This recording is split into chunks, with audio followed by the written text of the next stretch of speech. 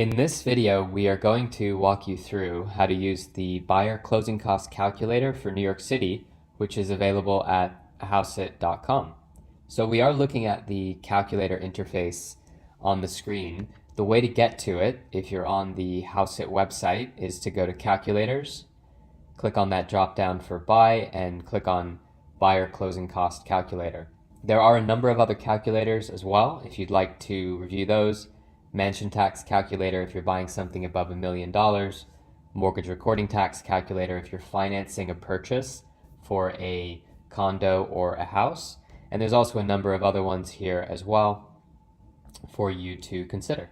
So looking at the buyer closing cost calculator, there's a couple of inputs for us to consider.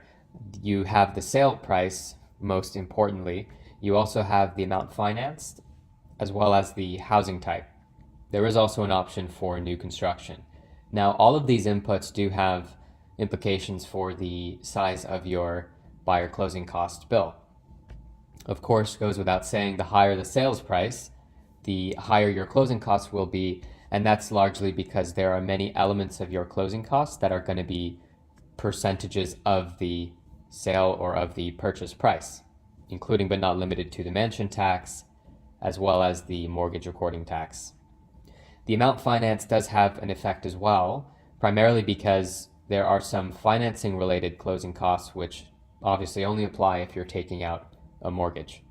And the housing type has an impact primarily because of the distinction between condos and co-ops with regard to what's called real property. Your traditional condominium or house or land has a deed associated with it, and it is considered to be real property. A co-op, on the other hand, is not real property, and that's because if you buy a co-op, you're actually purchasing shares in a private corporation that owns the co-op building. And because of that distinction between real property, there are some closing costs which do not apply to real property. Specifically with regard to financing, you actually do not have to pay the buyer mortgage recording tax if you're buying a co-op, because that tax only applies to loans taken out on real property. So quick preview as to one of the benefits of buying a co-op is the fact that as a buyer, you're going to have lower closing costs than with a condominium. Now the reverse is the case with a co-op, usually because most co-ops have a flip tax, which is an additional seller closing cost that you must pay as a seller. So again, buying a co-op, lower buyer closing costs, selling a co-op, usually higher seller closing costs than a condominium. So let's give it a shot. Let's say you're buying a co-op in the East Village with an asking price of $750,000. So you'll put in the price there, and we can assume in this case that you're financing, say, 80%. Most co-ops in the city will require you to put down at least 20%, and therefore this is an appropriate assumption. Let's also check co-op for housing type, and we are not going to check the new construction box because this is a traditional private resale. What that means is you're just buying the property from another owner who's not the what's called the sponsor or the original developer or owner of the building. So on the right here, it's calculated our closing costs. They're quite low, actually. As you'll see, they're only a little over 1% for a co-op. And a couple of reasons for this. We are below $1 million, so there is no buyer mansion tax. Mansion tax was recently updated in New York City.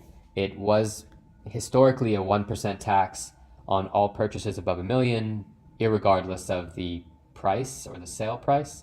Now it's a more progressive system. There are 8 brackets. The highest transfer tax rate, mansion tax rate, is 3.9% for purchases above $25 million. And I said the word transfer tax because a mansion tax is technically an additional transfer tax levied by New York State, but we do not refer to it usually as transfer tax, primarily because transfer taxes refer to what sellers have to pay when they're selling a property. So again, closing costs here are low because in part we don't have the mansion tax to worry about.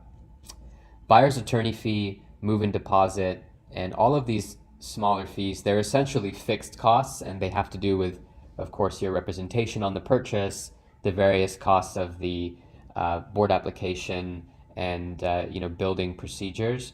And so, the higher the sale price, the lower the percentage these would have in relation to your overall closing cost bill, just because they're fixed amounts. Now, going to financing related costs, again, we don't have the mortgage recording tax because it's a co-op. So as you can see here, if we flip this to condo, we've gone up from a little over 1% to more than 3%. And that's largely due to this line item, the mortgage recording tax, which doesn't apply to co-ops. So if we click back to co-op, you'll see that the total buyer closing cost bill goes down significantly. In terms of other fees related to financing, you're going to have a loan application fee. It does vary by bank. Usually it's around $1,000. Banks will also charge you for an appraisal, give or take $750. And, I would say in our experience, usually these costs are, especially the appraisal fee, is very difficult to get the bank to pay. In the case of the appraisal, it's the case that it's hard for them to pay it because really they are hiring somebody actually to do the appraisal on your behalf. These other fees are just mechanical fees related to what's called a recognition agreement. This is a tri-party agreement between you, the co-op, and the lender, giving the lender various rights with regard to the unit in the event that you don't pay your obligations on the property you've purchased. And then this is just a filing fee. So the total closing costs here are super low because you're buying a co-op, there's no mortgage recording tax, it's below $1 million. Now let's increase the sale price to say 1.5 million, and you'll see that the closing costs have gone up, but they haven't gone up significantly. And the reason for that is while you are paying the mansion tax, all of these other all of these other buyer closing costs rather, again, are fixed costs. So you've increased the purchase price, and that's actually lowered these expenses as it relates to the fraction of your sale price. So, again, we've really only increased the buyer closing costs by 3 or 4/10% here. Now, if we go to condominium, you're going to see a massive jump. So we've gone from 1.5% approximately to 3.7%. Just to summarize here, main difference for this is the fact that we're now paying the mortgage recording tax, and we also have to pay title insurance. So title insurance is something that really only applies to a property that actually has a deed, such as a house, a condominium, or land. Title insurance gives you protection against the claim that anyone may make saying that, well, hey, that property, I owned it, someone sold it without my authorization, and that person could make a claim that they actually own the property you've bought. So title insurance is for you. It's also for the lender. So this is the mortgage policy premium component. And therefore, that's going to add another, say, a little over 0.5% in buyer closing costs. Quick thing as well with regard to, title insurance. When you do close on a property and you buy title insurance, you're going to have an opportunity to buy what's called a market value rider. Customarily with title insurance, they will only protect the value of your purchase. So let's say you buy a property for 1.5 million and 15 years later, somebody makes a claim to the title of your property.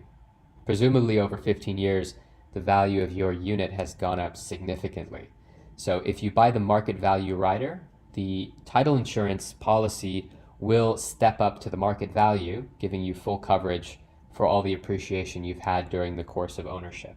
If you do not have the market value rider, the maximum coverage will be essentially your purchase price 15 years ago, which was $1.5 million. Now let's play around with the amount financed. If we say you're doing an all-cash transaction, we would assume that your closing costs would go down significantly. And as we can see here, they actually go down by approximately 2%. So we have 1.86% all cash compared to 3.7% if you're financing 80%. Now, the less you finance, the lower your closing costs will be. As you can see here, we're close to 4% if you finance 90%. We're closer to 3.3% if you finance only 60%. And this is because the mortgage recording tax is a percentage of the loan size. So the smaller the loan, the smaller financing related closing costs you'll incur. Quick note as well, if you'd like more clarification on any of these closing costs, you can simply click on the links here and it will take you to the relevant articles which explain them in greater detail.